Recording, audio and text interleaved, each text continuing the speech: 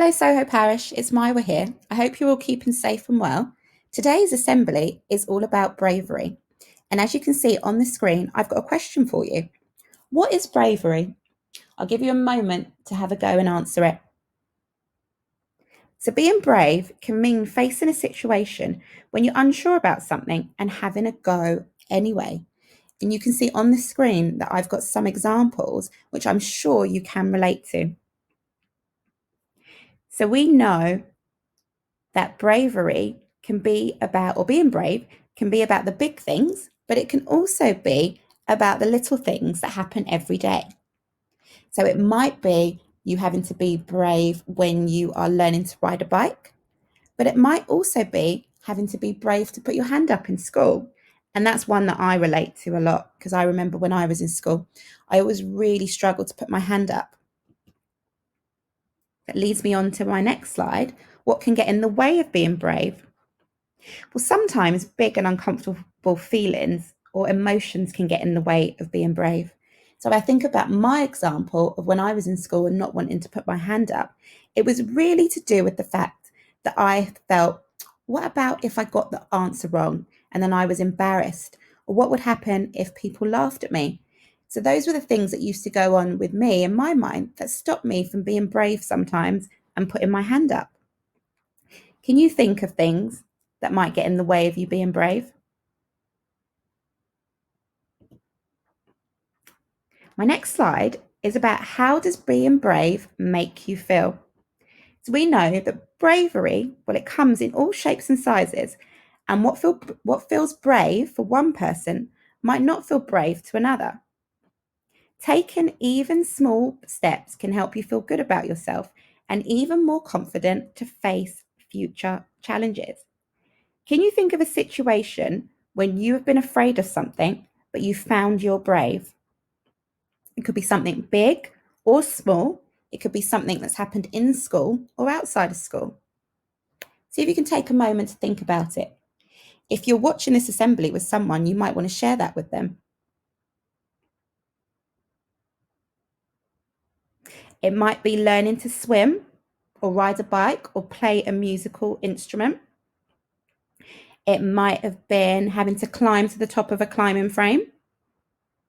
Or it might have been something like sleeping, managing to fall asleep without having the light on. These are examples of being brave and thinking about how it made you feel when you were brave. You could have been happy, quite confident and proud of yourself, and pleased, almost like a superhero that you could do anything. It can be very exciting when you manage to do something brave as well. So I'm going to share a story with you from the Bible about someone who was brave. And I know that some of you have heard this story before. It's a story of a girl called Esther who became the queen. So there was a time when Jews lived in a country called Persia, which was ruled by King Xerxes. The king had a beautiful queen named Vashti, who he wished to show off to all the men in his court. But Vashti refused to be shown off by the king, and he was annoyed, so he decided to find a new queen to replace her. That doesn't sound very nice, does it? Now, Esther was a beautiful Jewish woman who had been brought up by her cousin Mordecai. The king decided that Esther, out of all of the women in his kingdom, should be his queen. But Mordecai said to Esther she must not tell the king that she was a Jew. So she had to hide something that was very important, who she was. So one day, sitting at the king's gate, Mordecai overheard two palace officers plotting to kill King Xerxes. He sent a warning to King Xerxes and saved his life. And because of this, Mordecai's name was written in the royal record book. I guess Mordecai had to be quite brave as well, didn't he? Go into the king to tell him what he found out. Mordecai had an enemy who was close to the king, and his name was Haman. Now, Haman disliked Mordecai because he refused to bow down to him. Whenever Haman passed by, Mordecai would only bow to God.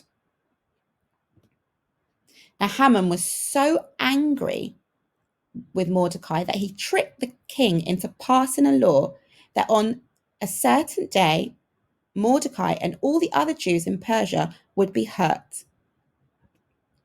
It was very dangerous for Esther to approach the king without his permission. She actually wasn't allowed to.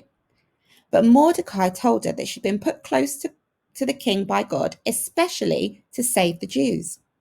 So Esther came up with a plan and invited the king and Haman to a banquet the next day. Later that day, Haman and the king went to Esther's banquet. The king was so pleased with her that he agreed to grant any request she made. Esther then told the king about Haman's horrible plot to hurt her people and asked him to save them. The king was so angry with Haman when he found out, and he was punished. And so Haman was defeated, and the king passed a new law that saved the Jews. Mordecai took Haman's place as the king's favorite, and God did all this through his beautiful queen, Esther. So as we think about the story of Queen Esther, we realize that she was really brave because she had to go before the king, and she wasn't allowed to, but she had to find her brave and pluck up the courage to go before him.